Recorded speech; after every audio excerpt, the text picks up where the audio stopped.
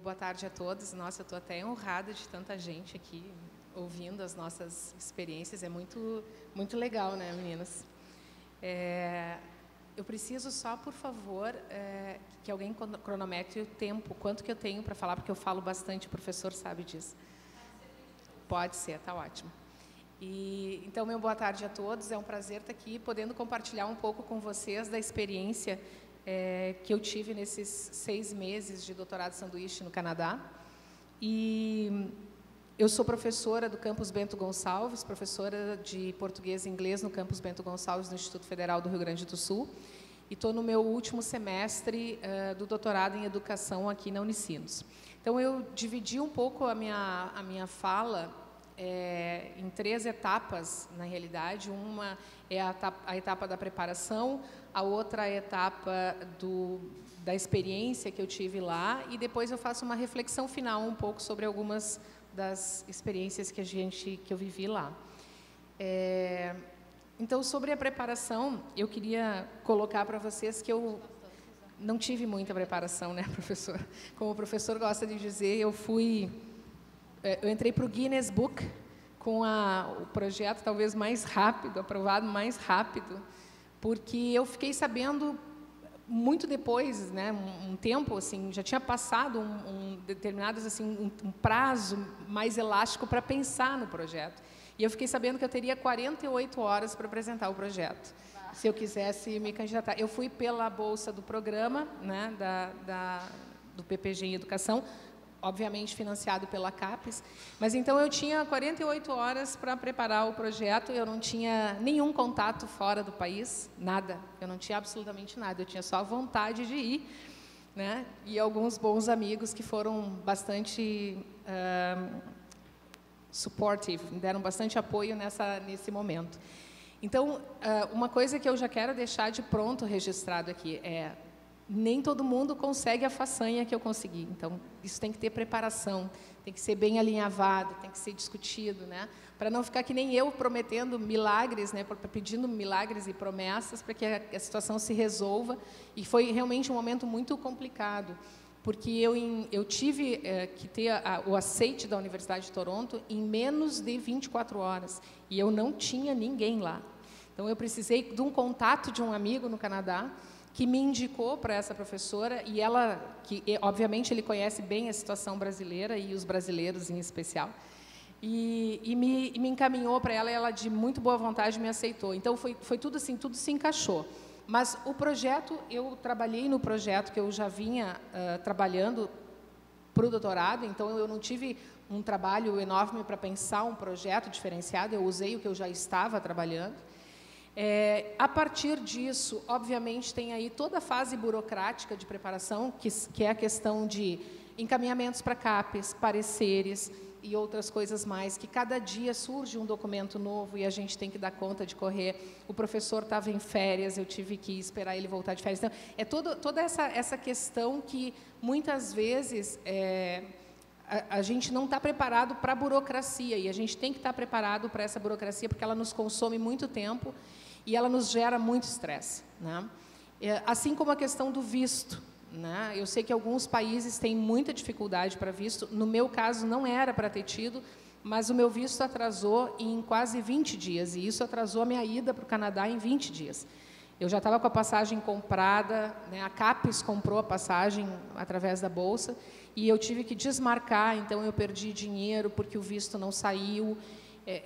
São essas coisas. Começou lá em março e foram praticamente 3 meses de pensamento ininterrupto nessa fase de preparação. O que eu preciso, o que eu tenho que fazer, quais são os documentos que a universidade lá fora me pede, porque o primeiro passo foi aqui, mas depois tem lá, então eles também têm que aprovar nos colegiados deles. Então, tem toda essa burocracia que também é uma situação que gera muito estresse.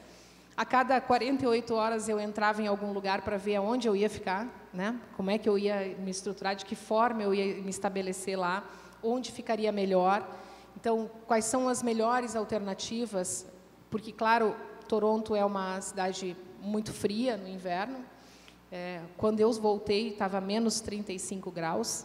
Então, a sensação térmica externamente é uma coisa de doido, né? A gente não consegue imaginar isso.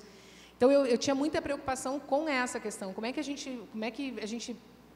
Onde é que eu vou morar que, por exemplo, vai ter aquecimento, né? Não tem problema com infiltração, eles têm problema também com enchente, porque tem muito metrô, muita coisa, então eles têm todo esse problema. E, obviamente, eu usei esse tempo de preparação, além da questão da documentação, para conhecer o país e a cidade onde eu ia ficar e a universidade. Então, eu tive muito tempo para explorar o site da universidade, saber tudo que eles ofereciam, né, de que forma eu ia me relacionar com a universidade, o que eu podia ter em termos de transporte, em termos de suporte, em termos de atendimento médico. Tudo isso eu vi antes. Quando eu cheguei lá, eu já sabia exatamente o que eu tinha que fazer no primeiro e no segundo dias, quando eu cheguei em Toronto. Então, essa preparação ela é extremamente importante para a gente não se sentir impactado pela cultura diferente que a gente vai encontrar no país. Quer dizer, eu já cheguei lá me sentindo meio aluna da Universidade de Toronto, porque eu conhecia os caminhos, eu sabia o que eu tinha que fazer e como eu tinha que fazer. Então, isso foi muito importante, tudo bom, professora? Essa vivência. Só para mostrar, essa é uma foto aqui, eu não sei usar isso aqui, eu não sei. Essa é uma foto do prédio da universidade, agora sim, foi para frente, né? Isso, tá. É uma foto do prédio da universidade, onde eu fiquei, da OISE, da Ontario Institute for Studies in Education. Estudos em educação, são 12 andares, né? Eles têm várias unidades, eles têm unidade de atendimento aos alunos, psicológico, tem uma unidade só específica para essa faculdade, para esse instituto de TI. Então, são várias coisas que eles oferecem, é muito interessante, né? E a minha sala ficava no 6º andar, então, e eu estava falando antes, as linhas de metrô aqui se cruzam. Então, nós temos 2 linhas de metrô. Na minha sala, eu ouvia a cada 2 minutos os metrôs cruzando, porque eles passavam embaixo, então era aquela agitação constante, porque ali é um ponto de referência muito forte na Universidade de Toronto. Aqui tem, para vocês terem uma ideia, um pouco da Universidade de Toronto. Então, a Universidade de Toronto tem 3 campos. O campus St. George, o campus Mississauga e o Scarborough. Mississauga e Scarborough são um em oeste e outro a leste da cidade de Toronto, e são 2 campos menores. O campus St. George tem aproximadamente 80% dos alunos de toda a universidade. São aproximadamente 19 mil alunos em programas de mestrado e doutorado, e aproximadamente 3 mil alunos internacionais na área de mestrado e doutorado. Então, é uma convivência diária com pessoas de diversas etnias e culturas diferentes. Eu tive um colega que eu fui apresentado no primeiro dia, que era de Bangladesh, né? Então, é uma coisa assim, tem gente da África, gente da Ásia, gente da América do Sul. É impressionante a diversidade de culturas com as quais a gente convive lá. Eles têm aproximadamente 70 mil alunos de graduação e 16 mil alunos internacionais. Então, vocês podem ver que a internacionalização aqui é uma presença muito forte no dia a dia da universidade. E é a 22ª do mundo, né, de acordo no ranking da Times Higher Education. Então, coloca a Universidade de Toronto aí como uma das melhores do mundo, entre as 50 melhores do mundo. Um pouco da chegada, né? Então, como é que foi a minha chegada lá? Eu cheguei no final do inverno, no dia 8 ou 10 de agosto, aproximadamente, ainda estava quente. Não é um calor excessivo, como aqui, mas é um calor razoável, né? 25, 26 graus, né? Então, assim, não é uns 30, 40 graus. Eles dizem que faz calor razoável, mas eu não peguei esse calorão. E aí foi assim, a minha primeira semana foi uma semana de adaptação, né? Conhecendo as pessoas, conhecendo os locais no entorno da universidade. Eu acho que isso é uma coisa muito importante quando a gente sai de uma cultura, como é a nossa cultura brasileira, e vai para uma outra cultura. É importante a gente ter esse reconhecimento do terreno, né? Conversar com as pessoas, saber como é que eu ando por exemplo, no primeiro dia, eu cheguei, o avião chegou às 5 da manhã e às 9 horas da manhã eu estava indo para a universidade. Porque eu já estava atrasada e estava preocupada, já estava 10 dias atrasada, estava preocupada de chegar lá e fazer alguns encaminhamentos. E quando eu fui pegar o ônibus, perto da casa onde eu fiquei, eu levei uma nota de $5 e entreguei para o motorista de ônibus, né? E o motorista, muito rispidamente, né, acho que ele achou que eu era canadense, talvez pela minha fisionomia, ele rispidamente me disse assim, ou go to the point, né, como diz o professor, direto ao ponto. Ele disse assim, nós só aceitamos trocado. E eu levei uns segundos para processar aquela informação. Eu tive que descer do ônibus, trocar a nota de $5, para poder voltar para o ônibus. E aí aquilo me gerou um impacto de assim, bom, como é que eu faço então? Como é que eu vou descobrir esse mundo que é tão diferente? Porque aqui não, aqui tu troca o dinheiro, as pessoas, né, é diferente.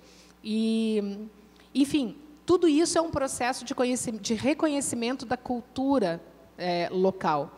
Depois, os motoristas de ônibus, que eu acho que são da comunidade, porque eu acho que eles têm um pouco disso, eles até já me conheciam. Então, eles já entravam, quando eu entrava no ônibus, eles diziam, good morning, good afternoon, how are you? Então, era uma coisa mais, a gente vai se inserindo nesse processo todo. E vai estabelecendo rotinas. Então, eu estava dizendo que eu estabeleci como rotina de ir todos os dias para a universidade, embora a minha orientadora me dissesse que eu não precisava fazer isso.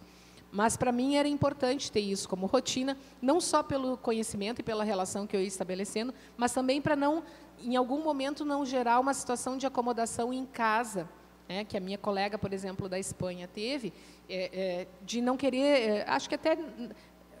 eles chamam de... Tem um nome para uma doença do tipo assim, alguma coisa sick, que faz com que a gente... Homesick, que faz com que a gente se sinta isolada, com saudade de casa e não queira sair, né, para essas relações pessoais. Então, para mim, era uma coisa constante. Eu saía de casa todo dia para ir para a universidade, né, mesmo que eu não tivesse nada importante, ou nenhuma palestra, ou nada para fazer naquele dia, mas era importante para mim estar lá.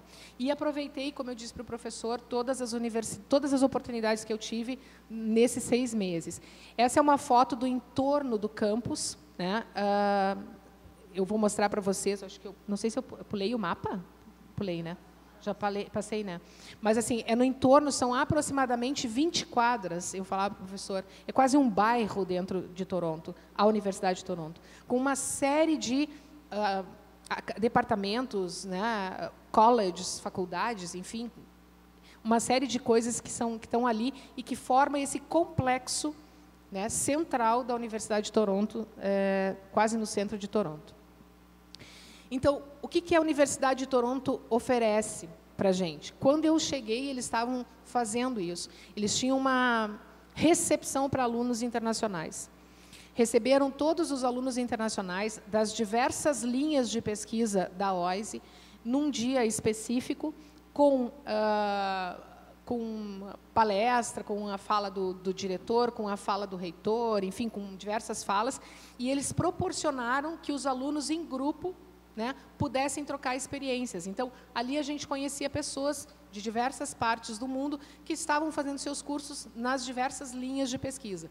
Devia ter, naquele dia lá, algo em torno de 30 ou 40 pessoas, nem todo mundo vai, mas é um momento que eles oferecem, e foi uma experiência que eles fizeram esse ano, que acho que foi muito legal. Eles oferecem grupo de apoio psicológico, sempre a gente recebe lista de e-mail. A rede de Wi-Fi da universidade é franqueada para a gente, então a gente tem acesso direto ao Wi-Fi o tempo inteiro, o tempo que a gente quiser. A biblioteca é facultada diretamente para a gente pode entrar, pesquisar. A biblioteca online deles é maravilhosa, então eles têm um acesso a periódicos e livros do mundo inteiro que permitem a gente, inclusive, fazer download, se quiser, não de todos os livros, mas de alguns. Workshops, né, cursos, uma série de... Tem alguns cursos que não são facultados aos alunos internacionais ou aos visiting scholars, né?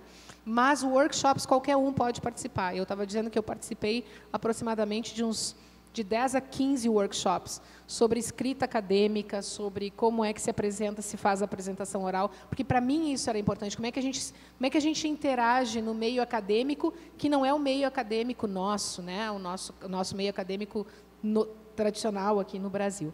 Então, assim, foi uma experiência muito legal, muito interessante e ver o quanto eles se preocupam com esse atendimento das pessoas que são nativas e não nativas. Eles oferecem para todo mundo. Logo no primeiro dia, a minha orientadora me colocou em contato com um grupo de pesquisa, então eu pude estar em contato participando das reuniões, por favor, dos grupos de pesquisa, então eu tive possibilidade de participar, contato com outros profissionais, eu participei de aulas, de cursos, de palestras, né, de 2 disciplinas em especial sobre a educação profissional, e a possibilidade de conhecer, inclusive, como vivem outros brasileiros em Toronto. Isso foi muito importante também para mim. Só para aqui colocar, essas foram as 2 disciplinas que eu participei, né, que eu estive como aluna regular, Special Topics in Higher Education, né, Globalization, Lifelong Learning, Professional and Vocational Education, é um nome desse tamanho. Como eu sou da rede de educação profissional, para mim foi importantíssimo poder estar ouvindo essa disciplina aqui, com inclusive outras definições e conceitos muito importantes. Essa foi uma outra disciplina que eu não pude terminar, porque ela começou em janeiro e eu já estava voltando no final de janeiro, mas é específica sobre a educação profissional e os community colleges e um parâmetro comparativo entre eles no mundo. Então, realmente era uma disciplina muito legal, muito importante. Aqui, calma. O entorno da universidade, a casa, então, onde eu fiquei. Tá? Ela aí no finalzinho do verão, então, é um basement, na parte de baixo, tá? Não é essa parte linda de cima, mas foi uma casa muito boa e a hostess era maravilhosa também. Aqui é a minha sala, então eu tinha um escritório específico, né, onde eu podia guardar. Vejam que eu estou bem espalhada, como sempre, né, com minhas coisas bem espalhadas. Ali também, em torno da universidade, né, como eu disse, são quadras e quadras de coisas dentro da universidade, do campus da universidade. A minha orientadora, a professora Lisa Wilhelm, que é australiana, veio da Universidade de Victoria e já faz 5 anos na Universidade de Toronto e é especialista em educação profissional.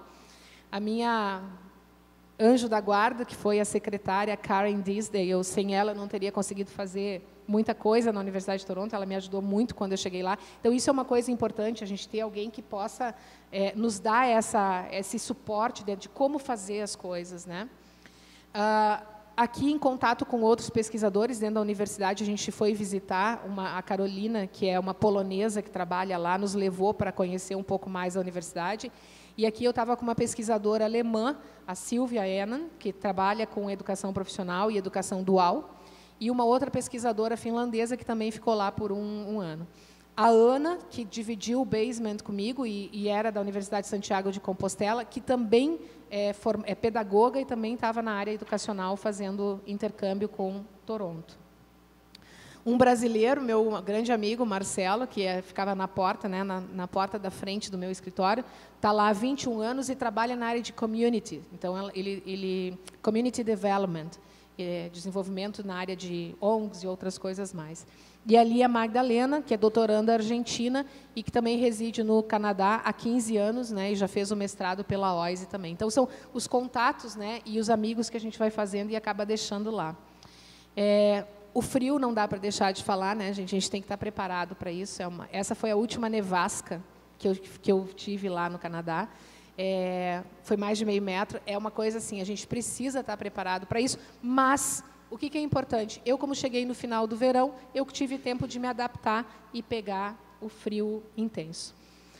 Quais foram as minhas dificuldades, né? Assim, que são dificuldades que eu acho que em algum momento isso passa na cabeça da gente. Entender como as coisas funcionam no dia a dia. A gente perde muito dinheiro, muito dinheiro. A gente compra uma coisa que não funciona, a gente compra uma coisa que acha que vai usar e não usa, a gente compra uma coisa e acha que depois eu acho num outro lugar mais barato, porque não, sabe, é uma coisa assim que isso é uma dificuldade para entender como a coisa funciona. entender como é que funciona a cultura local e o que essas pessoas esperam da gente e como elas pensam diferente. Então, não adianta a gente chegar lá querendo achar que a gente é brasileiro e que eles vão entender o que a gente pensa. Não é assim, a lógica é diferente e a gente precisa primeiro se adaptar e entender o que eles esperam de nós. A questão da solidão é uma coisa que... Eu fui sozinha, eu tenho marido, não tenho filhos, mas tenho marido. Mas, para quem é muito apegado à família, é importante que a pessoa se prepare para isso. Eles têm grupos de apoio, mas é importante que a pessoa estabeleça a rotina com outras pessoas para não se sentir sozinhos, né? Eu descobri a roda de samba de Toronto, descobri que adoro samba quando eu fui para Toronto. Porque... é isso, chega um momento que a gente precisa do vínculo com a cultura brasileira e aí a gente encontra os brasileiros. Então, isso é uma coisa muito legal. E que me permitiu sobreviver, né? Claro, é isso sempre. O custo de vida de Toronto, que é muito alto, então a gente precisa estar sempre manejando a bolsa, é uma coisa realmente que impacta, né? E a questão do clima, que realmente é muito diferente do Brasil, essas alterações. Então, acho que era isso. Consegui, né? Então tá, obrigada. Eu preciso fazer esse agradecimento formal. Eu vi a professora Eli chegando aqui. Eu preciso agradecer formalmente ao professor Danilo e à professora Eli, porque eu não teria conseguido passar esses 6 meses lá se não fosse por eles. Então, eu preciso fazer esse agradecimento formal. Muito obrigada a vocês. Realmente, assim, eu serei eternamente grata por essa experiência. Então, boa tarde. Muito bacana ouvir, e enquanto eu te ouvia, já me lembrava de algumas coisas que eu não tinha me preparado para falar, mas que são bem importantes, né? Então, meu nome é Mineia, agradeço também essa oportunidade de compartilhar um pouquinho da nossa aventura, vamos dizer assim, né? No meu caso, foi um pouquinho mais longe, né? Só um pouquinho. Então, eu saí da Unicinos e fui parar no Japão, né? Graças à CAPES, então... fico muito contente com isso. Não teria conhecido o Japão de outra maneira e não teria conhecido as pessoas todas, então, né, que essa experiência me proporcionou conhecer. Então, eu fui parar na Universidade de Chiba, que fica bem do ladinho de Tóquio. Então, 20 minutos de trem normal, porque o trem-bala é carésimo, a bolsa não dava conta de pagar. Então, o trem normal era uns 40 minutos, né? E eu fui lá por causa de ultrassonografias fetais, que é o tema da tese, né? Eu fui... Ai, meu Deus, como é difícil usar o passado. Então, eu fui orientada pela professora Ana Cristina Osterman, e ela coordena, então, o grupo Fala e Interação no programa de Linguística Aplicada aqui da Unicinos, e ela tem esses dados maravilhosos de ultrassonografia fetal. Então, a gente analisa conversas durante a ultrassonografia fetal, e eu participei desse projeto dela, então, fazendo a minha pesquisa de doutorado. E, sim, é um assunto inusitado. Sim, não tinha mais ninguém no mundo que fizesse isso pelo viés, né? Analisando pela análise da conversa, que é essa teoria que a gente usa no grupo da professora Ana. A única pessoa que fez isso foi o professor Aoki Nishizaka, que é um japonês. Então, quando surgiu a oportunidade de pleitear a bolsa, eu comecei a pensar em outras pessoas, porque eu não imaginei que seria possível ganhar a bolsa para o Japão. Fiquei pensando, não, vai ser muito mais caro, né? Começa que a passagem é uns 3 mil a mais. Eu pensei, não, se eu me candidatar, eles vão escolher uma pessoa que pleitear uma bolsa para um lugar mais pertinho, né? Que é mais baratinho, né? Né? Bem nessas épocas de crise. E aí, falando com a abençoada da professora Ana Cristina, ela disse, não, com quem que tu quer falar? Daí eu dei umas opções assim, de pesquisadores que eu poderia conversar, né? Mas nenhum tinha feito exatamente isso que eu fiz, né? Que é analisar ultrassonografia fetal pelo viés da análise da conversa, a não ser o professor Aoki Nishizaka. E aí dei algumas opções, ela disse, eu não gostei de nenhuma, mas se tu quiser pode ir, né? Mas eu acho que é a tua tese, é o teu momento, eu acho que tu deveria ser orientada por alguém que realmente sabe falar desse assunto que tu está pesquisando. Então, eu iria, se fosse eu, disse a professora, eu iria para o Japão, eu ia tentar. Disse, eu vou confiar em ti, eu vou tentar, e se eu perder, a culpa é tua. Não perdi a bolsa. Ela está me ouvindo? Onde é que ela está? Ai, meu Deus. Ah, professor, desculpa. Mas graças a esse teu conselho, né? Então deu tudo certo, né? Foi muito bom mesmo, foi uma experiência muito bacana. Realmente eu achei que não tinha conseguido a bolsa e nenhum dos meus colegas que concorreram comigo também, todos acharam que a gente não tinha conseguido, porque na época a gente enviou toda a documentação, que não é pouca, como a colega falou, né? A gente enviou tudo até setembro, se não me engano, de 2016. Então, até corri ali para qualificar, porque eu pensei, bom, tenho que qualificar antes de ir, né? Então, a gente recebe essa orientação para ir já qualificado, para não atrasar, né? O processo depois. E o prazo deles devolverem o resultado seria dezembro de 2016, mas chegou janeiro, fevereiro, março e a gente não tinha o resultado. Então, todo mundo na época pensou, bom, não vai vir, né? E aí eu já comecei a ficar furiosa com a professora Ana, bom, culpa é tua, né? Que me mandou ir para o Japão, olha, ali é caro, né? Mas, em maio, final de maio, a gente recebeu o aceite, né? E na época da proposta no projeto, quando eu fiz o projeto, eu planejava ir em março. Então, eu já tinha combinado com o professor Aug, né? A gente conversou por e-mail, eu não conhecia ele, eu tinha visto ele em um congresso, mas nunca cheguei a conversar com ele, porque na época que eu vi ele no congresso, eu estava no mestrado analisando outras coisas, então eu tinha lido muito sobre todos os artigos que ele publicou, né? Porque, enfim, é o cerne, né, da tese, é a minha referência master, mas eu nunca tinha conversado com ele. Então, eu entrei em contato, ele foi super gentil, não acreditou que alguém queria atravessar, né, o planeta para ir lá. Eles são super humildes, né? Então ele achou que ele se sentiu muito honrado em receber uma brasileira estudante fazendo algo parecido com ele, né, no grupo de pesquisa dele. Então ele organizou uma aula que a gente tinha a cada 15 dias em inglês, porque ele não dá aula em inglês lá. Então as aulas que ele dá são todas em japonês. Então, ele organizou em inglês para me receber. Obviamente, eu não teria tempo de aprender japonês, né, para estudar em japonês, né? Eu aprendi um pouco para me virar, mas não para estudar.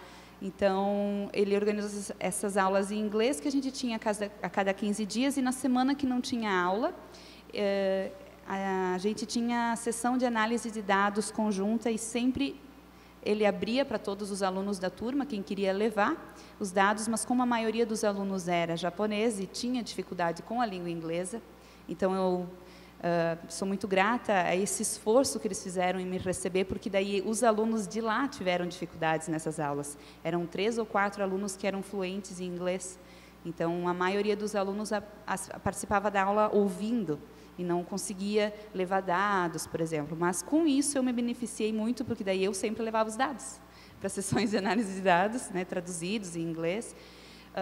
E, com isso, eu tive uma sessão de análise de dados conjunta a cada 15 dias, no grupo do professor Aug Nishizaka, e depois ele me apresentou sim, eu pulei uma parte do que eu tinha planejado dizer. Essa era a International House, da Universidade de Chiba. Eram mais ou menos 6 prédios desse tamanho. Eu vou começar a falar agora como foi minha trajetória quando eu cheguei no Japão, e aí eu falo um pouquinho mais sobre o que aconteceu lá em termos acadêmicos e não tão acadêmicos assim. Então, essa aqui é... Quando eu cheguei lá, o professor foi muito gentil também em entender que nem tudo que estava no site da universidade estava em inglês. Então, eles têm algumas páginas traduzidas, mas algumas não. E a página para pleitear a casa, a English House, dizia que era muito concorrido e que tinha que entrar muito tempo antes na fila. Como o processo foi bem rápido, eu tive a resposta no final de maio, até organizar toda a papelada, consegui o visto, acabei indo em outubro, porque aí eles não recebem mais no meio do ano letivo lá, então eles teriam que nos receber no início de outubro, era a data. Então, eu acabei indo só em outubro, mas eu já tinha perdido o prazo, porque os japoneses são muito, muito organizados, então eles se organizam muito antes para concorrer a uma vaga de um estúdio, eles chamam de estúdio né? Um mini apartamento, 12 metros quadrados, mas que custa quase nada nessa International House. Então, foi muito, muito bom ter ficado ali. E o professor, então, fez isso diretamente com a organização lá. Ele disse, olha, se tu quiser, tem um local que a gente abriga os alunos internacionais, não é lá grandes coisas, não é um conforto, não é nada confortável. Eu disse, não estou acostumada com conforto, não, você pode, fique, né, fico muito grata. Então, realmente era bem pequeno, e se ligasse o ar-condicionado gastava mais de luz do que era o aluguel, então eu só usava o ar-condicionado e foi no inverno que eu fui para lá, né, final de outono e todo o inverno.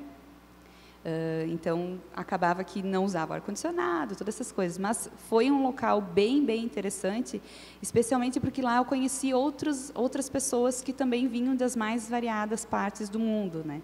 Então, foi bem, bem bacana. Teve um dia que nevou, daí a English House, a International House ficou assim, né? A gente fez uns bonequinhos de neve. E aí, quando eu cheguei na universidade, eu fui um dia antes, então eu cheguei no Japão no dia 7 de outubro, e na mesma noite teve um terremotinho leve, só um detalhezinho, né? Eu achei que eu estava muito cansada da viagem, minha cama começou a sacudir, mas em vez era um terremoto.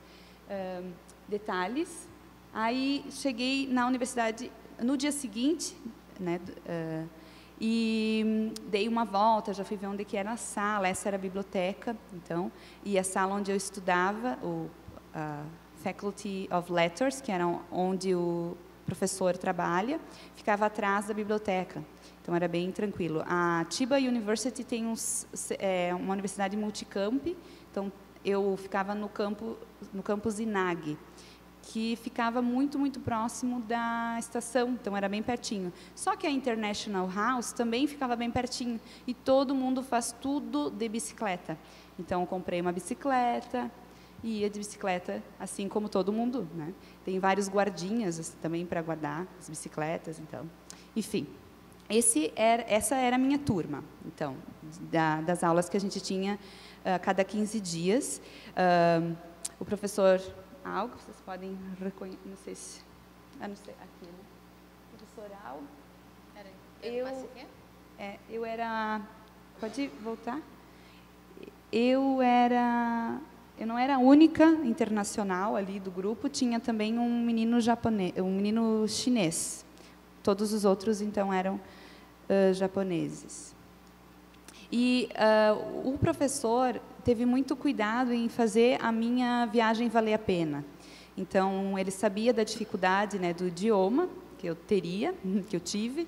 Então, ele me colocou em contato com pesquisadores que fazem análise da conversa e que também falam inglês, para eu poder ter contato. Então, eu acabei indo muito para Tóquio, né, que ficava bem próximo, tendo sessões de análise da conversa com Eric Hauser, Satomi, que é um americano, né, que vive no Japão e trabalha lá, Satomi Kurushima, Kaoru Hayano, Mayumi Bono. E aí também fui para Osaka e Kyoto para falar com Michi Kawashima e Shuya Kushida. E nessa viagem para Osaka, então, além de todos esses encontros, então, me renderam muita análise de dados. Então, eu voltei com os dados muito analisados por várias pessoas, com vários olhares. Então, foi até difícil compilar tudo isso depois com a professora Ana, mas eu fui muitíssimo beneficiada por essa viagem, né? Realmente, a parte de análise de dados enriqueceu muito com isso. E indo para Osaka, então, né, para visitar a Michi e o Shuya, eu tive esse presentinho. Eu sobrevoei o querido, né, Monte Fuji e vi ele todinho, então, de cima. Então, esse foi um grande, eu tinha que compartilhar com vocês, um grande presente que ganhei também por conta desses contatos que o professor me deu, né? Então, indo para lá que eu tive esse presente, e era o dia do meu aniversário. Também participei de um evento que eles tiveram na Associação Japonesa de Sociologia. Eles convidaram para o evento, a palestrante principal era a Tanya Stivers, então, que é um grande nome na área de análise da conversa. E ela, então, esteve conosco, e aí, dentre as pessoas que eles convidaram para jantar com ela, eu fui uma, então, senti me senti muito, muito valorizada. E isso é muito, muito interessante no Japão, o quanto eles valorizam o que vem de fora. Então, até nas aulas, eu era a primeira a responder qualquer pergunta, que não era tão bom assim, né? Mas eu, no começo, estranhei, inclusive, muito, liguei para a Ana, eles estão me testando aqui, eles querem saber se eu sei mesmo analisar a conversa. Todas as perguntas o professor fazia e dizia, Mineia, o que você acha? E eram todas as perguntas assim. Então, fiquei um pouco impactada, porque que não é assim, né? A gente faz a pergunta e alguém responde, né? Na maioria das vezes. Não tem, a gente normalmente chama pelo nome quem está conversando, usando o celular, né? Mas eu não estava. Então, eu fiquei bem impactada, liguei para todo mundo para contar. E até que eu, pelo idioma, né? Como saindo lá das aulas, eu não conseguia me comunicar. São pouquíssimas pessoas que falam inglês fluentemente lá. Até que, então, eu tive que acionar a International Student Division, que é um local com uma sala que tem todo mundo que fala inglês lá para atender os alunos internacionais da universidade. E dentro do prédio, que tem a International Student Division, tem 3 andares de salas de aula de japonês. Tudo gratuito também. A Chiba é uma universidade pública, então eles fazem um acolhimento muito, muito grande. E a gente tinha aula 3 vezes por semana, de nível básico, e também podia fazer aulas extras se queria. Então, tinha 2 aulas de conversação que eram, se quisesse, podia ir, né? Não cheguei no nível da conversação, mas eu fiz algumas dessas aulas básicas que me ajudaram muito, né, para pedir comida, para ir em banco, para comprar bicicleta. Então, fazer todas essas coisas foi bem importante ter essa vivência. E aí, lá, eu conheci essa galera, né? Então, conheci gente de muito lugar, né? 5 minutos, tá bom. Conheci gente de todo lugar. Essas pessoas da frente aqui são mexicanos, as de trás é uma finlandesa e uma americana. Tem muito mexicano lá. México e Japão têm umas alianças assim, bem fortes que eu desconhecia, né? Então, tem muito aluno mexicano lá. Então, passei a não almoçar mais sozinha, todas essas coisas, né, que são bem interessantes. A participar de eventos na universidade e fora da universidade com essas pessoas também. Então, tem um japonês ali, que era o único morador da International House, porque tem que ter um japonês, caso de acontecer alguma coisa, tem alguém que converse. Então, ele ganhava a estadia lá para poder ajudar os outros estudantes, né. Eu participei de eventos culturais, né, e festinhas. Esse é o público que a gente conseguiu reunir da International House para passar o Natal, porque lá eles não celebram Natal, né? Não tem Jesus Cristo lá. Então, não tinha nada para fazer no Natal. E todo mundo da International House queria fazer alguma coisa no Natal. Então, um dos brasileiros, né, comumente tem que ter um brasileiro que organiza a festa, né? Então, ele organizou a festa de Natal para a gente, e aí juntamos todas essas pessoas, e cada um levou um prato do seu país. Então, foi um evento muito, muito interessante. Gente do Zimbábue, Zâmbia, Indonésia, que é ali pertinho, né? Então, Índia, China tinha bastante, até países europeus, então, França, Itália. E da América, tinha a América do Sul, então, os brasileiros, 4 brasileiros e uma argentina, e muitas pessoas do México. Então, muitas pessoas, então, ali da central, né? Mas aí o que eu ia falar sobre essas pessoas? O que elas me ajudaram muito, os alunos internacionais. Eu comentei com eles, então, esse impacto que eu tive de ter sempre o turno de fala para responder primeiro todas as perguntas. E aí eles disseram, sim, mas é assim com todos os alunos internacionais. Mas como assim? Então, eles me explicaram que se você se desloca da sua casa para ir para o Japão aprender alguma coisa, você deve ser ouvido. Então, os japoneses têm essa reverência, né? Se você saiu da sua casa para vir até aqui, então eu quero que você, por primeiro, né, seja beneficiado desse momento, que a gente aprenda contigo o que tu traz do teu país, né? E que a gente possa também contribuir para o teu crescimento. Então, isso eu achei bárbaro, né? Então, na verdade, eles estavam fazendo uma gentileza. Só que eu me assustei, né? Obviamente, eu me assustei, não estava acostumada com isso. Mas, para eles, era uma gentileza de me dar o turno de fala antes dos demais, né? Então, foi algo bem interessante. E se eu não tivesse conversado com esses outros alunos internacionais, eu não teria entendido, porque eu jamais iria perguntar, né? Porque né? Eles têm uma certa distância assim de relacionamento, né? Então, as pessoas que eu mantenho contato até hoje são, então, os alunos internacionais e essas pessoas que realmente falavam inglês muito bem, que a gente até fez algumas coisas e está planejando escrever artigo junto, né? A gente teve uma das pessoas com quem eu estudei, a Satomi Kurushima, que fez um projeto com os alunos dela de inglês. Então, ela fez uma pesquisa analisando como alunos japoneses conversam com pessoas estrangeiras.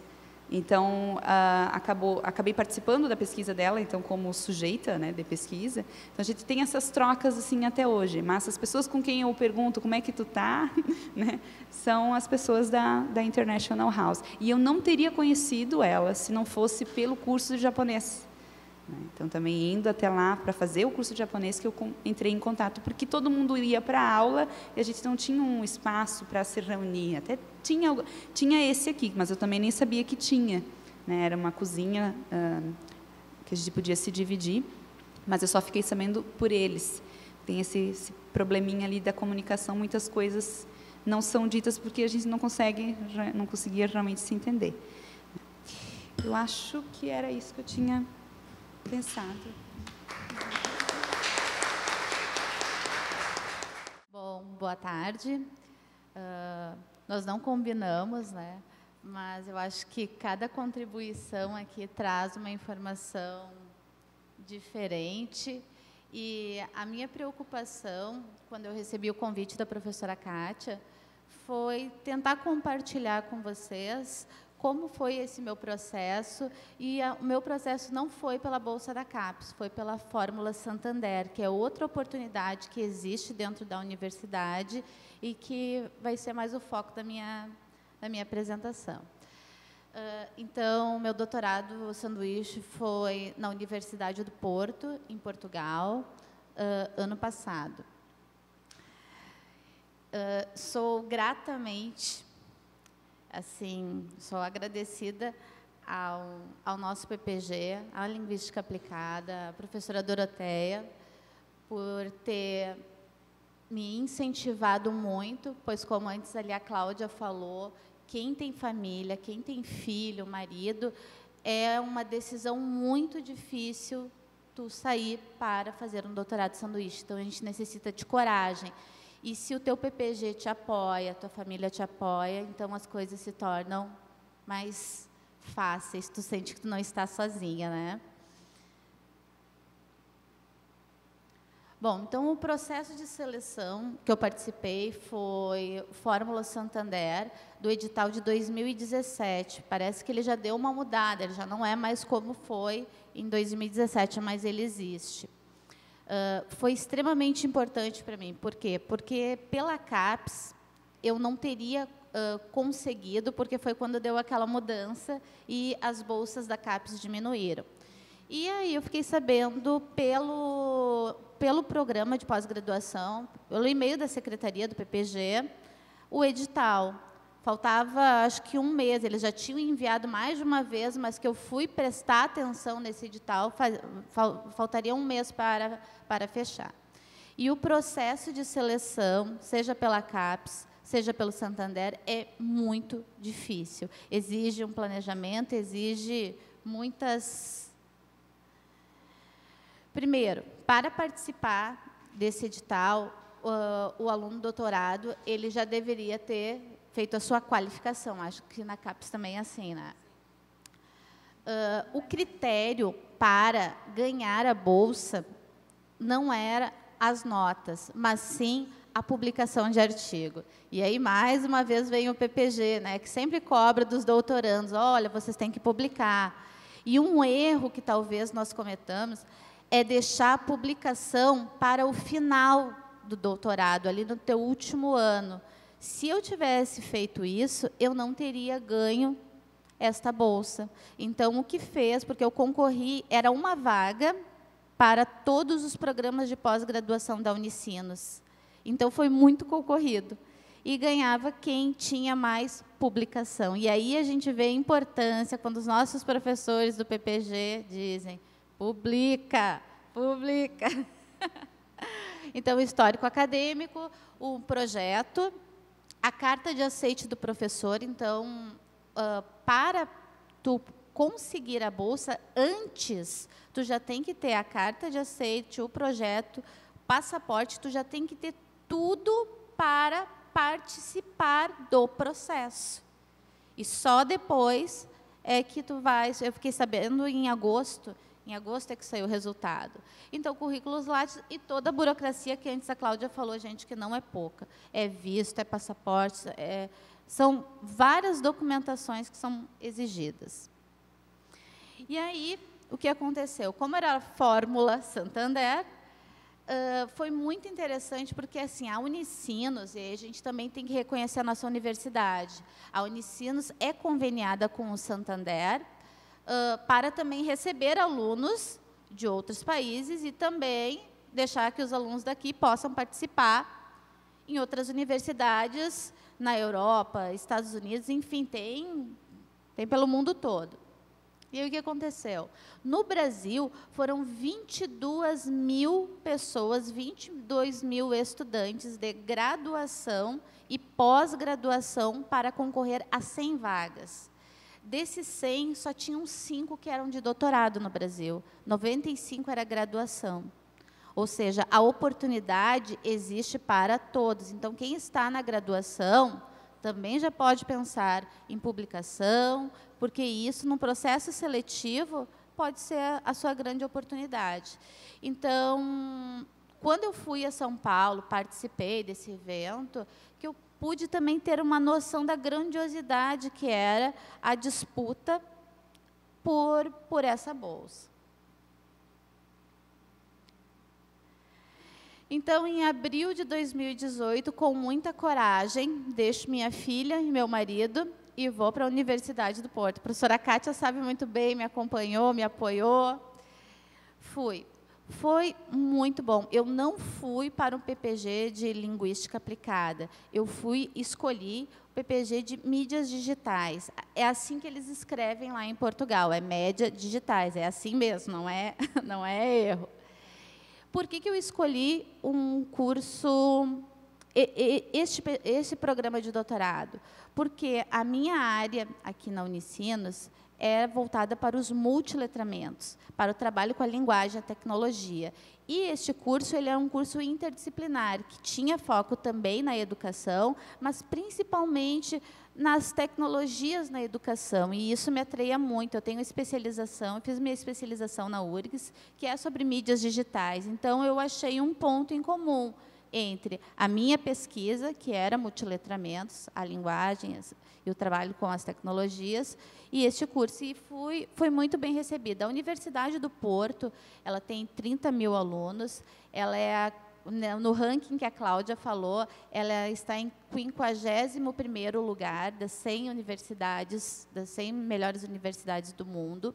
É uma referência, ela tem uma organização fantástica para receber os alunos, tem um programa, né, professora Eli? Muito bom, assim, tu não te sente sozinho. E a questão da língua foi decisiva também, foi decisiva, porque eu tinha dúvida entre a Espanha e Portugal. E aí eu optei por Portugal pelo curso, né? E o período, eu fiquei praticamente 4 meses lá.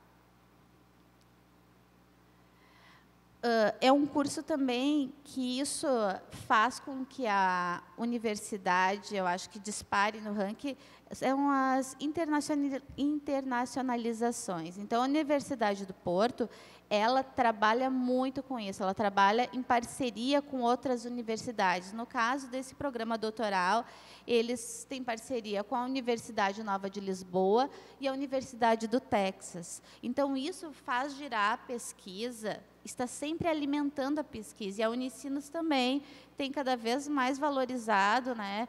E esse incentivo que nós recebemos, vá fazer um doutorado sanduíche, porque vale a pena fazer essa imersão em uma outra cultura, aprender e também compreender e valorizar a nossa pesquisa, que talvez uma das coisas que eu tenha saído de Portugal pensando sobre o Brasil é que nós trabalhamos muito, nós pesquisamos muito, nós fazemos muito, nós temos pouca estrutura para tudo que nós realizamos aqui. E a Europa tem uma forma um pouco diferenciada, às vezes, de olhar para a pesquisa aqui da América Latina, né? Então, essa vivência também ela é muito importante, a gente poder olhar para o nosso lugar e valorizar. Então, eu voltei para o Brasil valorizando ainda mais a minha universidade, a pesquisa, a forma como eu vejo os professores aqui trabalhando também. Bom, então, como é que foi essa experiência, né? A experiência ela foi profissional, pessoal, acadêmica. A imersão, não precisa se preocupar com a leitura, porque eu vou falar. A imersão, então, ela é transformadora. Eu vi que a Cláudia usou a mesma palavra. Ela é transformadora. Começa pela coragem. O choque cultural. Tu estás num outro país e essa forma brasileira que nós temos... Esquece. Touch. Exato. Não, é um choque, mesmo a questão da língua nos aproximando, a cultura e a forma de tratar as pessoas, ela é diferente. Então, nos exige muitas mudanças também, muita transformação. Então, durante esse período que eu estive fazendo meu intercâmbio, eu participei de uma disciplina que era de software educacional muito interessante, porque como é um curso interdisciplinar, vamos dizer assim, tem vários cursos, nessa disciplina os alunos tinham que desenvolver aplicativos, me lembrou um pouco aqui dos jogos digitais aqui da Unicinos, tinham que desenvolver aplicativos, livros, pensar na sala de aula, como trabalhar a tecnologia na sala de aula. Então, foi muito produtivo, porque eu também passei a ter um outro olhar desta forma de trabalhar. Eu apresentei trabalhos num congresso em Setúbal, e isso fez parte do meu planejamento, que eu acho que é outra coisa que a gente tem que prestar atenção. Eu vi aqui, eu acho que com exceção da Cláudia, mas a Mineia teve um tempo também para se preparar, depois que saiu. O que eu fiz? Em 2017, quando saiu o resultado e eu soube que eu iria mesmo para Portugal, eu comecei a olhar os congressos que teriam, porque o congresso, não dá para tu chegar lá e agora eu vou me inscrever num congresso. Não, então... eu me inscrevi antecipadamente, são caros os congressos lá, eles não são baratos. Aqui, me lembro, esse que eu participei, ele foi 120 euros, né? Aí fui quando o euro estava a R$5 praticamente, então era um congresso que aqui no Brasil custaria R$600, não é todo congresso que nós temos assim. E cuidei um congresso que teria publicação. E o que aconteceu agora? Semana passada, saiu o resultado. Eu vou ter a publicação de um capítulo desse livro do Congresso, ou seja, aproveitar esse intercâmbio para publicar também. Ter uma publicação internacional é algo que é bem importante para o nosso currículo. Então, participei também de palestras, workshops, bancas de doutorado. Foi muito interessante assistir as bancas de doutorado. Tem diferença... na forma de analisar a pesquisa. Enfim, é uma cultura diferente. Eu achei assim, que Portugal teria muito mais semelhanças, mas eu encontrei coisas bem diferentes. Duas coisas que eu também fiz. Eu não sei se eu falei que eu sou professora aqui da Rede Municipal, me apresentei antes? Não? Tá. Então, eu sou professora da Rede Municipal aqui de São Leopoldo, também sou supervisora do PIBID. Imagina, ir para Porto e não conhecer a Escola da Ponte, impossível, né? Então, fui conhecer a Escola da Ponte, Foi assim, ó, uma das melhores coisas que eu fiz, porque tudo aquilo que nós escutamos falar sobre a Escola da Ponte, realmente é verdade. Ela existe. Não podemos comparar a educação de Portugal com a educação do Brasil, mas tem muitas coisas que nós podemos refletir e pensar sobre o processo de ensino e aprendizagem, sobre a autonomia do aluno, sobre essa visão mais social, que eu acho que a escola deve ser isso. Foi muito bom. E também fui na Escola Global, que é uma escola que tem uma parceria com a Microsoft, que é só tecnologia. Então, eu fui a 2 extremos, pude conhecer, então. E não teria feito nada disso se eu não tivesse tido essa oportunidade de fazer o doutorado sanduíche. Então, foi muito bom. As orientações eu tinha elas quinzenalmente, mas eu ia para a universidade, o professor José Manuel Azevedo, ele tinha o gabinete, então eu estudava no gabinete. Tinha o grupo também, que era quinzenalmente, que havia os encontros. Nesse processo, eu pude aprofundar muito as minhas leituras, fiz novas leituras que me ajudaram muito assim, no processo de reflexão da tese. E nesses diferentes espaços, então, que eu circulei, eu conheci muitas pessoas, conheci também muitos brasileiros que estavam lá estudando, professores, tive a oportunidade de conversar sobre a minha pesquisa também com outros professores da Universidade do Porto, da Linguística Aplicada, da Universidade Aberta, professora Luiz Aires, fantástica. Enfim, foi um momento de troca e de aprendizagem. Então, aqui tem algumas fotinhos, né? Apresentações, aquela lá, essa aqui da ponta, é lá na Escola da Ponte, aqui no Congresso, apresentação. Aquela lá da pontinha é na FLUP, porque a FLUP, esse programa doutoral de mídias digitais, ele é uma parceria entre a Faculdade de Letras também com a engenharia. Então, os alunos, eles fazem um pouco numa universidade, outra noutra. Eles chamam de Faculdade de Letras, mas não é só o curso de letras que tem ali, tem sociologia, tem letras, tem filosofia, tem vários outros cursos, né? É o campus, na realidade. Culturalmente, qualquer pessoa que faça um intercâmbio sabe que vai conhecer muitos lugares, e eu acho que o principal vai se conhecer, né? Vai fazer uma imersão e, com certeza, voltamos todas muito mais corajosas, sabendo assim, e incentivando, né, gurias? Incentivando que fazer um doutorado sanduíche, com certeza, ele é transformador. Então, essa foi a minha contribuição. Muito obrigada.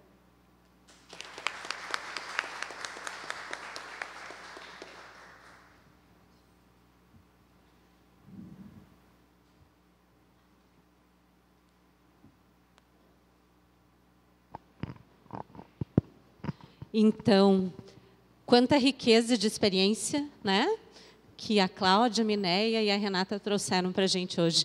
Muito, muito obrigada. Agora, então, a gente abre um tempinho para perguntas, comentários, e, enfim, quem quiser saber mais, depois também pode conversar com as meninas, mas todo mundo pode fazer doutorado, sanduíche, todo mundo pode ter essas experiências no exterior, inclusive a gente tem também para mestrado, né, possibilidades. E só mais um detalhe, hoje a CAPES permite que doutorado sanduíche seja feito antes da qualificação, tendo 1 ano de curso, e eu não me lembro agora se tem o percentual de disciplinas cursadas, mas agora me fugiu esse detalhe. Mas antes da qualificação é possível também. Quem gostaria de perguntar? Eli?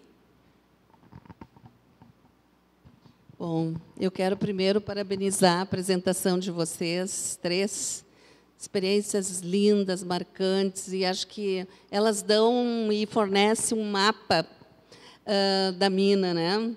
E acho que foi a Renata que acaba de dizer, né, que quando a gente faz essa experiência, a gente vem tão transformado e que a gente quer que todo mundo vai fazer. Então, os meus alunos, depois que eu fiz essa imersão, os doutorandos, eu quase coloco como um desafio inicial. Todo mundo tem que colocar, se não conseguir é outra coisa, mas no início, coloca no seu plano de formação a saída. Porque isto, quem viveu sabe que é muito transformador. Isso que tu falaste do conhecimento, né? A cultura local, até que a gente entende isso, né? Não tem explicação. Eu tenho certeza que o doutorado de vocês será outro doutorado, a vida de vocês será outra, as publicações serão outras, né? Então, assim, tudo isso. E eu queria pedir um favor para vocês, que vocês deixassem o material, disponibilizassem para o centro, e que a gente pudesse, professor Danilo, encaminhar para a professora Doroteia e para o Centro de Internacionalização. Nós temos muito que aprender na recepção dos alunos estrangeiros. Eu, a semana passada, ainda falava para a professora Raquel que nós precisamos ter doutorados. Quem vem fazer sanduíche conosco, nós precisamos, e nem sempre são por agências, às vezes são outro tipo que vem a ficar um mês. Nós temos casos na América Latina aqui, alunos que vêm passar. Nós precisamos ter um fluxo que não impeça esses alunos de fazer isso que eu achei maravilhoso do Japão. A gente tem que oferecer, né? Eles têm que aprender, eles estão vindo com dificuldade, eles estão pagando, muitas vezes, a sua passagem, tudo para estar conosco, para aprender conosco. Então, eles precisam ter acesso à biblioteca, ter acesso a uma série de coisas e ser recebidos. Eu tive a experiência no Porto, eu achei o jeito com que eles nos receberam tão importante, tão interessante, que não tem como tu não te sentires bem, tu sentir da casa, né? E tu sentires da cidade, né? Então, eu acho que nós precisamos aprender muito com a internacionalização. Acho que este é um espaço riquíssimo para nós aprendermos com vocês, mas a nossa instituição também precisa.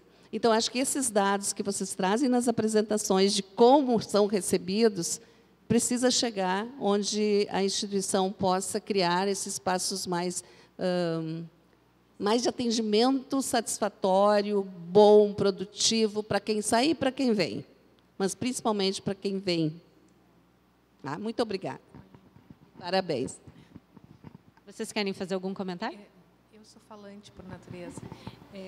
Não, professora, eu quero dizer que isso me chamou demais a atenção. A estrutura que eles... Porque não é nada muito diferente do que a universidade já tem no dia a dia. É só uma questão de organização para que, naquele momento, eles peguem aquele grupo de alunos, mobilizem através do campus, façam conhecer, aqui é isso, aqui é aquilo. Quer dizer, uma recepção para os alunos. Eu já estava lá fazia 20 dias, mas tinha outras pessoas que estavam lá fazia mais tempo, mas não importa, é o momento onde eles colocam todos os estudantes internacionais no mesmo local para se conhecer. Então, isso faz a diferença. E ali eles apresentam tudo que a universidade oferece, né? Então, assim, a universidade tem isso. Tu pode perguntar ali e tal. Então, isso é uma coisa que é fundamental para quem está chegando num país e que tem isso um pouco que a Minéia falou, porque ninguém vai acreditar no que eu vou dizer, mas eu sou tímida. Eu tenho não, é verdade, eu tenho muita dificuldade de pedir informação em português. Vocês imaginem em inglês.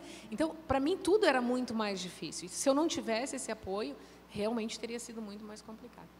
Então, eu concordo. E, inclusive, disponibilizo o meu e-mail, meus contatos. Se alguém quiser entrar em contato, para os colegas que quiserem saber como a gente fez, para mim, eu disponibilizo, porque eu acho que é muito importante. No Japão também teve esse momento de acolhimento de todos os alunos internacionais da International House, mas eu perdi, porque eu fui no início de outubro e isso foi antes de começar as aulas mesmo. Então, eu fui, o período letivo já tinha começado. Mas, além disso, também eles têm outro espaço que é diferente da International Student Vision, que é um local bem no centro do campus, que chama English House. E nesse local, qualquer um pode ir lá e se inscrever dizendo as línguas que fala e as línguas que querem aprender. E aí a própria universidade põe essas pessoas, né, em contato e usa o espaço da English House para fazer essas aulas. Além da English House oferecer aulas de inglês, então, tem esse serviço de juntar pessoas. E ela está sempre cheia. Além dessas aulas, a English House organiza, então, eventos. Então, festa de Halloween, mais ligadas à língua inglesa, né? Mas, nesses momentos, as pessoas todas se conhecem. Então, essa parte da integração, eu acho que quase, não sei se, né, eu diria mais do que o desenvolvimento acadêmico em si, até porque o desenvolvimento acadêmico vai refletir também nesses contatos, né, que vocês têm. Até hoje, a gente pode conversar com as pessoas dos outros cursos que eu conheci lá, que não tinha nada a ver com o meu curso, mas que a gente troca experiência, troca artigo, convida para fazer parcerias. Então, acho que isso é o que mais vale. Esse é o brodo, né, grosso, engrossa a sopa, né? Então, acho que vale muito a pena ter esses espaços. Engrandece muito todo o processo de internacionalização das universidades, ter esses espaços para que as pessoas se conheçam e troquem experiências, conhecimento, cultura, enfim. Acho que outra coisa que eu não cheguei a falar, mas foi uma dificuldade que eu passei na universidade, não na universidade, mas na cidade, foi alojamento. Alojamento, como a Universidade do Porto ela é muito concorrida, assim, muito concorrida mesmo, eu não consegui. Então, eu tive que alugar um apartamento para mim, e caro, porque Porto, hoje, ela se tornou, assim, uma cidade muito turística e cara. Então, esse planejamento eu também não pude ter, porque eu também tive uma emoçãozinha. Para o edital, não, Cláudia. Mas, como eu sou professora da rede municipal aqui, imagino, eu não tive liberação da prefeitura para estudar. Eu tive que usar a minha licença-prêmio para poder viajar. E a minha licença-prêmio saiu no dia 2 de abril, e a viagem estava marcada para o dia 5. Então, assim, essa foi a grande emoção que eu vivi. Então, eu não pude planejar o aluguel antes. Eu aluguei um Airbnb para a primeira semana e depois fui procurar. Eu levei um mês até conseguir encontrar um lugar que eu poderia ficar ali, estava no centro, perto de tudo, né? E o que acabou acontecendo? Eu senti um pouco mais de solidão, talvez pelo fato de não ter que procurar tantas pessoas, porque a linguagem não me exigia ter que fazer um curso, enfim. E o doutorado, ele também tem um pouco disso, desse perfil, porque é um momento que é tu e a tua tese ali, diferente do pessoal da graduação, por exemplo, que faz o intercâmbio, mas deu para ver que é um outro. O doutorado também tem isso, ele traz um pouquinho assim dessa solidão, mas enfim, é uma solidão que a gente aprende a trabalhar com isso, faz parte, né? Faz parte do crescimento da gente, né? Mas então, assim, o planejamento, planejar um ano antes, porque daí tu vai pagar bem mais barato as coisas. Eu paguei muito mais caro porque eu não tive tempo de me planejar.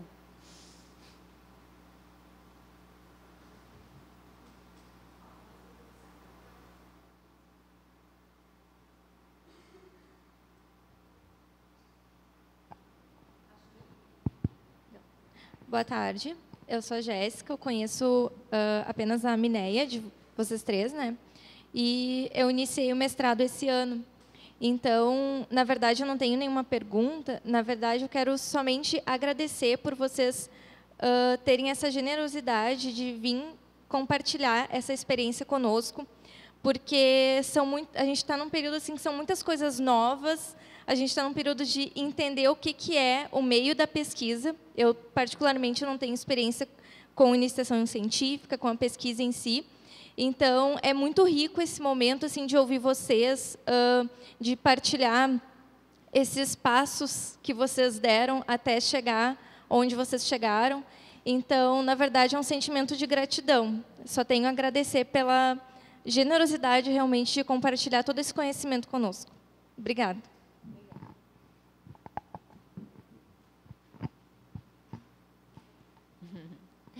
Bom, boa tarde. Para quem não me conhece, meu nome é Julieta.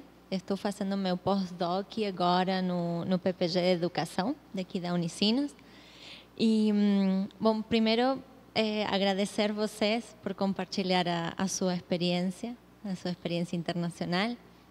E pensando na fala de vocês, também eu me senti muito identificada por ser também uma estudante internacional aqui na Unicinos, vir de outro país.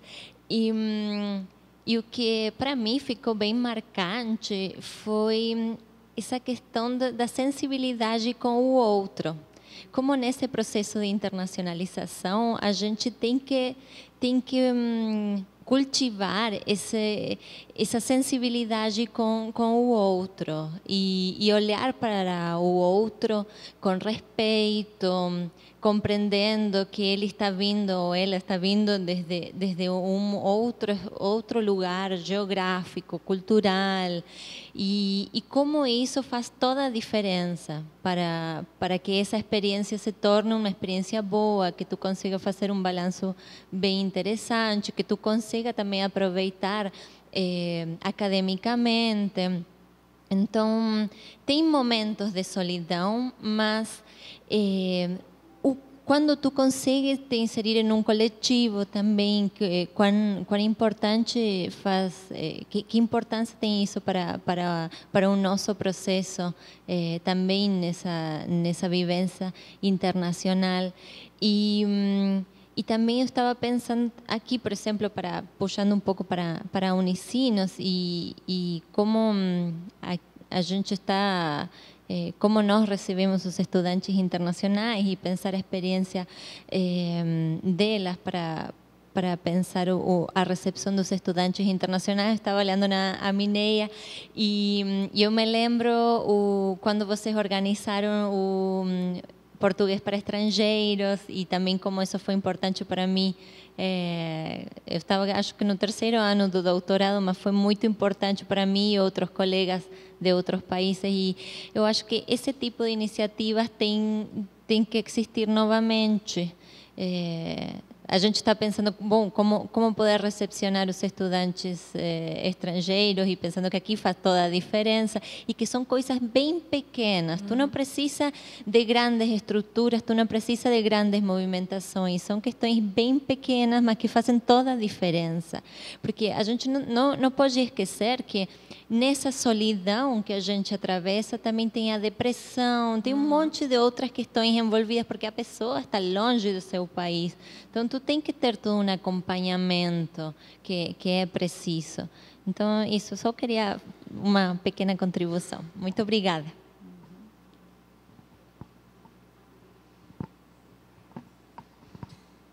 Acho que cumprimentar as 3 mulheres corajosas, né? Eu acho que não, é uma coincidência, mas são 3 mulheres aí, vocês relataram também, eu acho que da perspectiva de vocês, eu estou falando de mim aqui. Como homem, a gente sai, arruma a mala, vai embora, amanhã eu estou viajando, pressupõe que está tudo cuidado em casa, né? É isso aí, vocês sabem do que eu estou falando. Mas eu queria puxar a coisa por um outro lado. Primeiro, agradecer para vocês. Mas é muito interessante. A Renata, né? Renata é professora da rede municipal, né? A Cláudia é professora do IFE. Isso. A Mineia também do IFE. Então, eu queria ver assim, quer dizer, a internacionalização, a gente quase sempre pensa só que é para dentro da universidade e entre a universidade. E no centro, a gente está puxando muito essa coisa, internacionalização não é coisa só de acadêmicos, para uma elite aqui que viaja, que faz intercâmbio, né? mas que tem que realmente penetrar em todos os níveis da educação e da sociedade, no fundo, essa cultura, né? E talvez até seria interessante ouvir de vocês um pouco como é que isso aqui vai repercutir no ZIF e na rede municipal aqui. Então, eu queria começar só dizendo para a Jéssica, assim, não tenho que agradecer, eu acho que nós temos, é obrigação de compartilhar com os outros, porque conhecimento e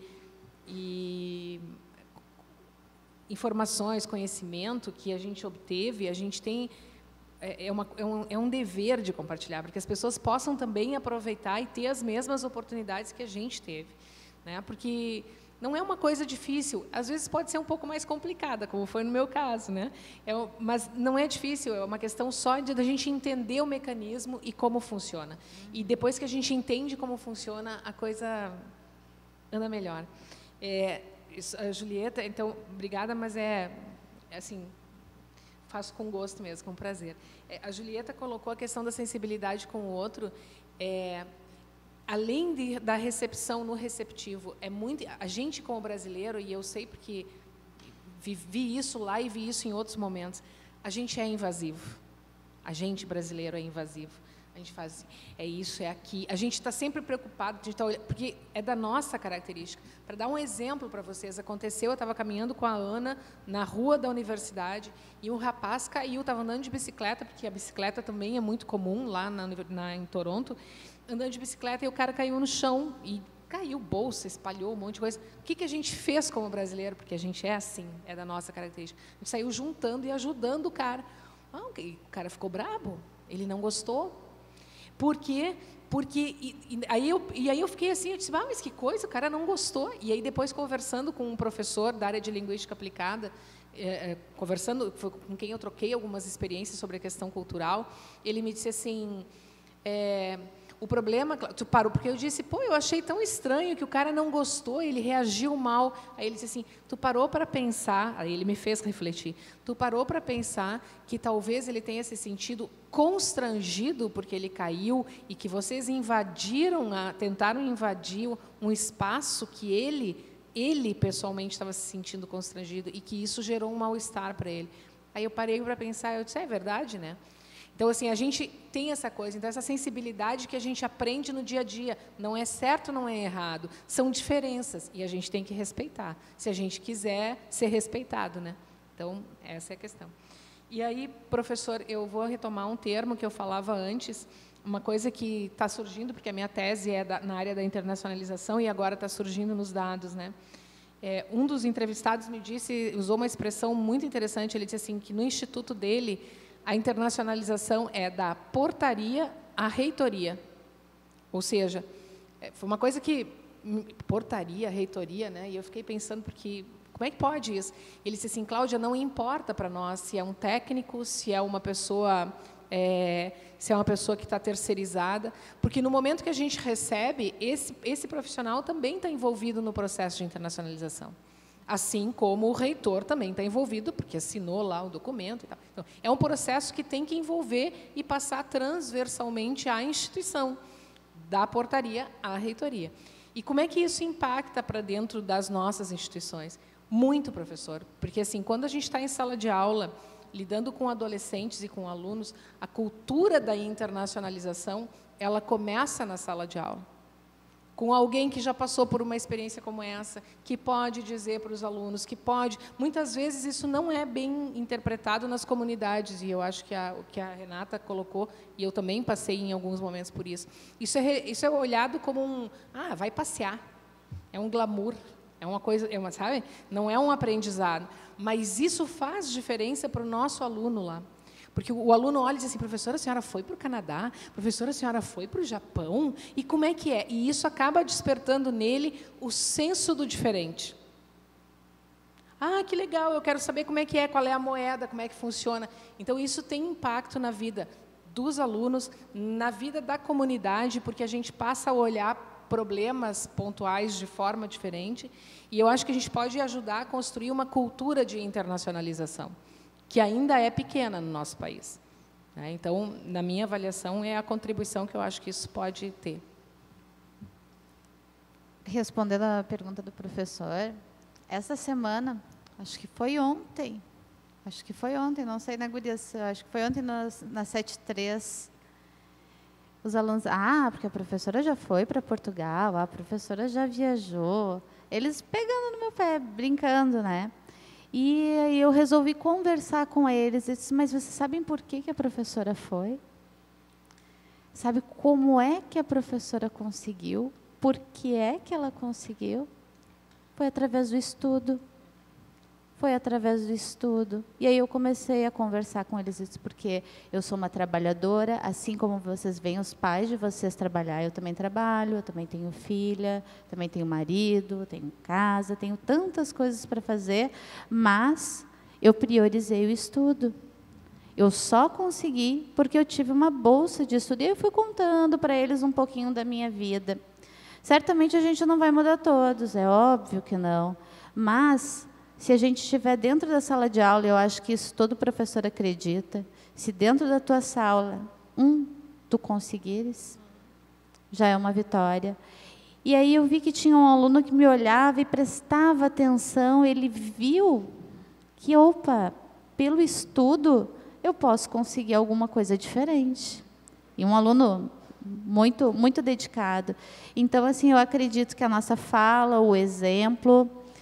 Quando eu fui e postei que eu iria, foi tão bacana nos comentários de Facebook que, pensem, cada um vai ter a sua opinião aqui sobre Facebook, mas o que eu achei interessante eram os comentários dos alunos com orgulho da professora, que é lá da Vila Brás, que é uma escola carente.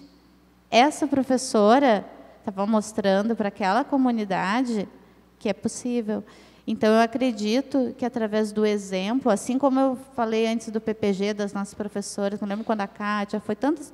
Os nossos professores aqui são ou não são nossos exemplos? São. Eu acredito que, no nível menor, a gente também possa ser.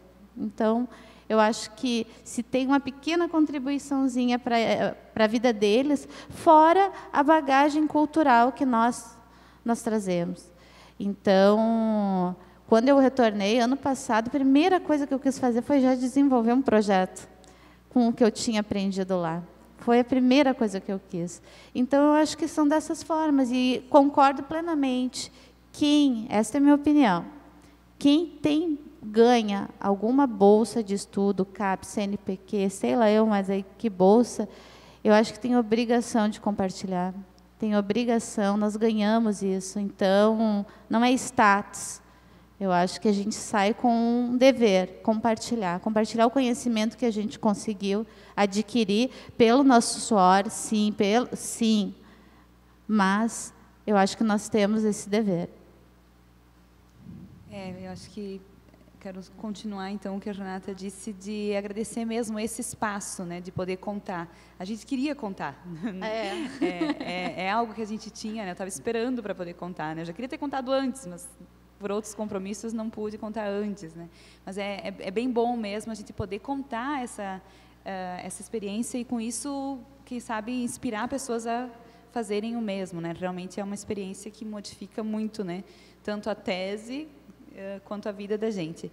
E, aproveitando que a Julieta trouxe a experiência do português para estrangeiro aqui na Unicinos, quero dizer que realmente são essas pequenas coisas, né, repetir, na verdade, que eu tinha dito antes, que fazem a diferença no tratamento, né, com o outro, né. Ali nessa experiência, não só os alunos internacionais tiveram contato com a língua portuguesa, que era uma dificuldade prática do dia a dia, mas também se conheceram.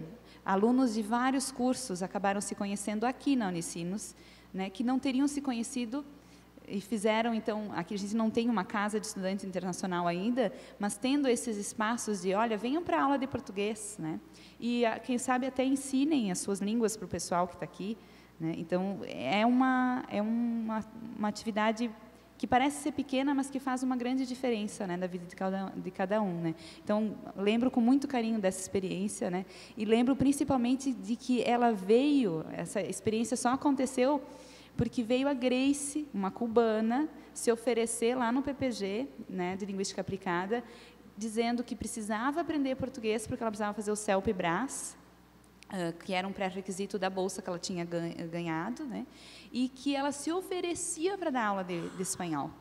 Então, teve essa motivação de uma aluna, né? Mas que bom seria, então, que já tivesse isso instituído na instituição, né? Que tivesse um local específico para que os alunos fizessem isso. O pessoal todo do programa de Linguística Aplicada poderia se envolver, então, na parte da organização da língua, mas todo mundo, todos os alunos poderiam se envolver também, porque, afinal, né, somos todos falantes de português, então poderíamos contribuir com a mão de obra, que, na verdade, não é uma mão de obra, é um prazer, porque aí a gente fez... né, eu nunca tinha conhecido alguém de Cuba, por exemplo, né, de Senegal, né. Então, a gente teve trocas maravilhosas ali. Então, foi uma experiência muito bacana. E, respondendo, então, à pergunta do professor, isso também é feito no Instituto Federal. Então, no Instituto Federal, nós temos aula de português para estrangeiro, principalmente para a comunidade externa. Então, eles são organizados com cursos de extensão. Tem a Karina, que é a coordenadora do curso, não lembro do sobrenome da Karina... Piorezan, talvez não. Eu acho que sim. Que ela é do campus de Bento, isso. Então ela organiza esse curso, mas ele já vem acontecendo há uns 3, 4 anos lá. Mais ou menos. Então agora a gente está pensando também em fazer um curso, uma parceria com a prefeitura de Garibaldi, porque em Garibaldi tem muitos estrangeiros na comunidade, não são alunos, né, do imigrantes haitianos, basicamente, principalmente. E venezuelanos também. Então, a gente vai, com professores do Instituto, fazer uma parceria com a Prefeitura de Garibaldi e oferecer aulas lá. Então, eu acho que, começando com a língua, né, conversando, é a interação que une as pessoas. Né? Então, se todos tiverem a oportunidade de conversar, né, usando o idioma que tem em comum, acho que as relações acontecem. Né?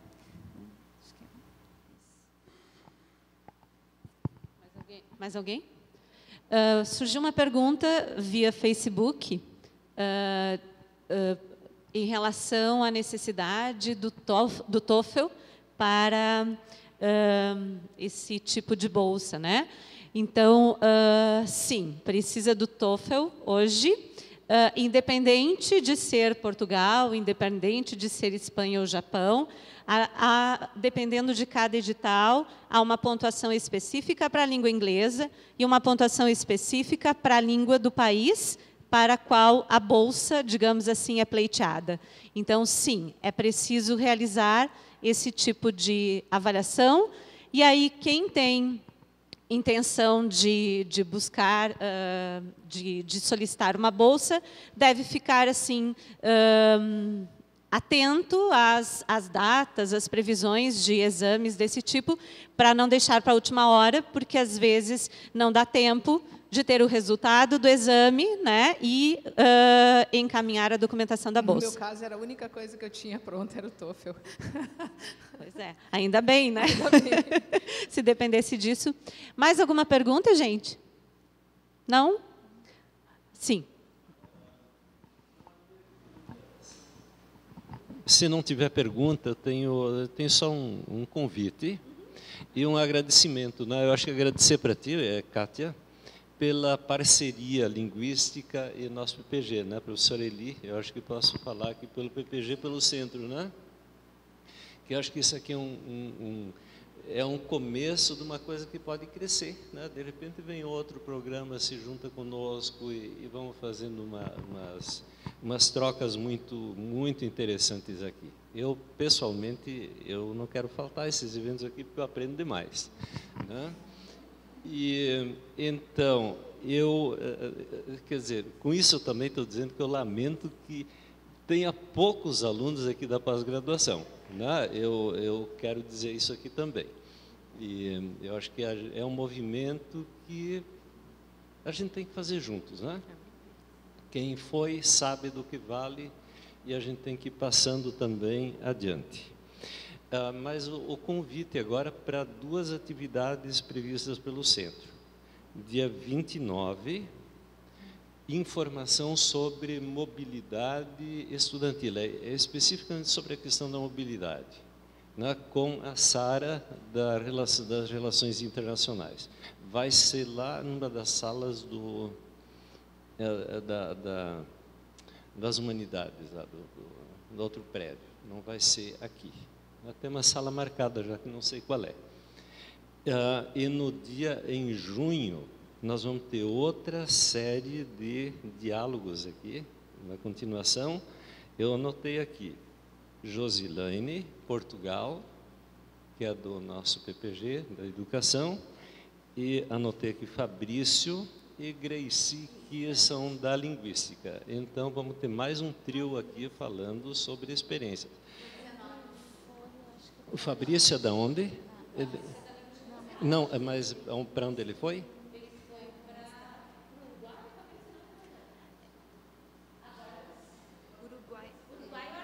para Uruguai e Argentina. E a Gracie? Uruguai e Argentina. Uruguai. É muito interessante a gente pegar também esses países aqui, Uruguai e Argentina. Porque eu digo para minha turma, tu não precisa de repente para o Japão, mas tu pode ir para o Uruguai, né? É uma opção, então, né? Não, é isso aqui, quer dizer, o Uruguai pega um ônibus e vai, né? E nem que ficar uma semana no Uruguai já vale. Não, tem muita coisa interessante culturalmente e do ponto de vista acadêmico. Então, é isso que eu estou querendo dizer. Então, obrigado para vocês, obrigado, Kátia, e fica o convite. Outra coisa, segundas-feiras, das 5 às 6, sempre tem a reunião do centro, são reuniões abertas, e onde a gente pode levar coisas como foram faladas aqui. Por exemplo, levar adiante questões de acolhimento. Nós podemos sugerir para a universidade, de repente, né? Fazer uma pequena agenda, convidar o pessoal que nós queremos falar com vocês sobre propostas de como fazer. Né? Isso aí. A gente está à disposição também. Se precisarem que a gente fale com mais pessoas também, estamos à disposição. Sim. Legal, muito obrigada. Eu quero agradecer mais uma vez também Danilo e Eli por nos abrirem a porta, né, para essa parceria no Centro de Estudos Internacionais em Educação. Falando agora como, não necessariamente representando o PPGLA, mas para mim tem sido um momento bastante proveitoso. Nós estamos assim, eu estou aprendendo muito e eu acho que essa conversa, esse diálogo no âmbito do Centro de Estudos Internacionais está sendo bem positivo, né?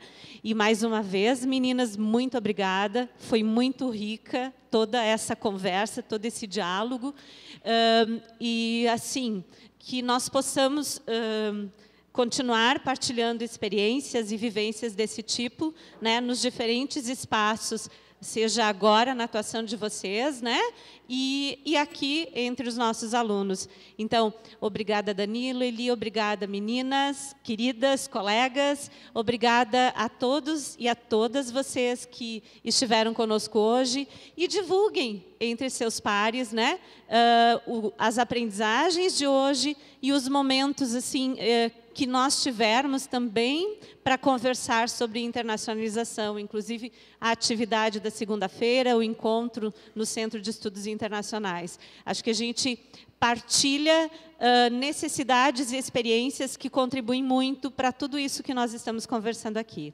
Agradeço também mais uma vez ao pessoal que nos acompanhou pela transmissão ao vivo, lembrando que nós disponibilizaremos o vídeo, né, nos espaços de divulgação do Centro de Estudos Internacionais. E, sim, agora eu encerro a nossa atividade e aguardando o próximo Diálogos Internacionais.